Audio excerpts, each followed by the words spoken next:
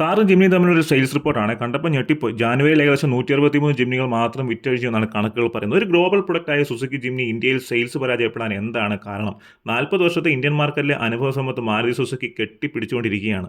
എന്നാൽ marketing team പറയുന്നത് ജിമ്നി എന്ന് പറഞ്ഞു കഴിഞ്ഞാൽ ഒരു ഫസ്റ്റ് ടൈം ബയേഴ്സിന് വേണ്ടി കാർ അല്ല എന്ന്. ഇതൊരു അഡീഷണൽ കാറായിട്ട് കരുതണമെന്നാണ്.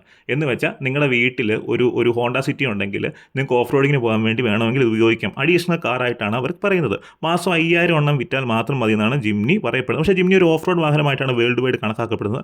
പക്ഷേ മറുവശത്ത് ഇന്ത്യയുടെ സ്വന്തം മഹേന്ദ്ര, ഇന്ത്യയിലെ ഏറ്റവും വലിയ SUV മേക്കേഴ്സ്, 70 വർഷമായിട്ട് ജീപ്പ് നിർമ്മിച്ചുള്ള പാരമ്പര്യം, അന്യായ മാർക്കറ്റിംഗ് സ്ട്രാറ്റജി, താറുകളും കളം പിടിച്ചിരിക്കുകയാണ്. പിന്നെ ഈ ജിമ്നി താറുമൊക്കെ ബേസ് നോക്കിയാൽ ഒറ്റ കുടുംബത്തിൽ നിന്നാണ്, 1942 വേൾഡ് വാർ ജീപ്പുകളിൽ നിന്നും.